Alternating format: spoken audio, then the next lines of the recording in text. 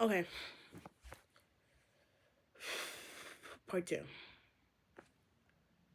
I've been feeling so quiet from so many things because feeling opinionated is a second nature for me. But it only seems to be accepted when society calls it as, oh, she's petty, or or she's just being a baddie, or she's like, don't mind her attitude, or there's another way of putting it, or she's feisty. That has to be the worst term ever. It makes me feel like a cat. Like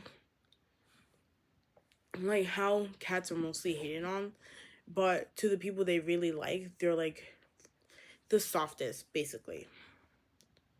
And they cuddle up with you and they're just really being they're being pets. But people, when they're not first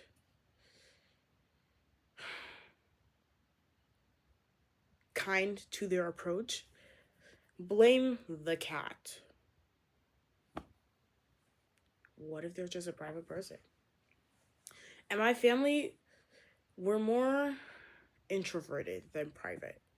So while I am a private person, I love sharing.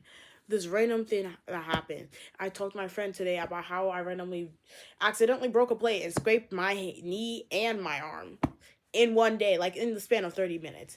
I love talking to people, but I have this tiny anxiety,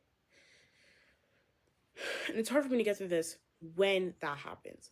How does this connect to the Testament? How does this, I should have started with this, honestly. How does this connect to the handmaiden? How does this connect to Miss Atwood's commentary on how all of the events were inspired historically? Well, as a kid, when I actually did step out of line, it was more of, you're bringing yourself down. You're not setting yourself up for a good future. Basically, this is your way of self sabotage and fix it.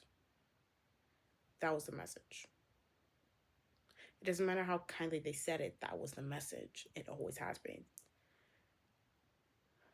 And I think about how much turmoil I had to get through to get here, just to be able to be honest with my parents, or honest with friends, or true to myself and family. It meant getting abandoned. It meant being the lice. It meant being a dog that got out of its leash and all of a sudden it's like, oh, you're dangerous. You know that feeling? It could be the cutest dog ever. The minute it gets out of its leash, people back up. Automatic reaction, because you don't know what it'll do. There is safety in the feeling of they're controlled. And I hate to have to bring in comparison with how people look into how, like, their reactions with animals, but that's the truth. And I read my diary from when I was in seventh grade, and I basically burnt it. But I saved in a couple pages, I think seven, and I snuck out one night to go throw the trash, and it was thrown in the trash. My mom told me to get something, so obviously it'll take longer.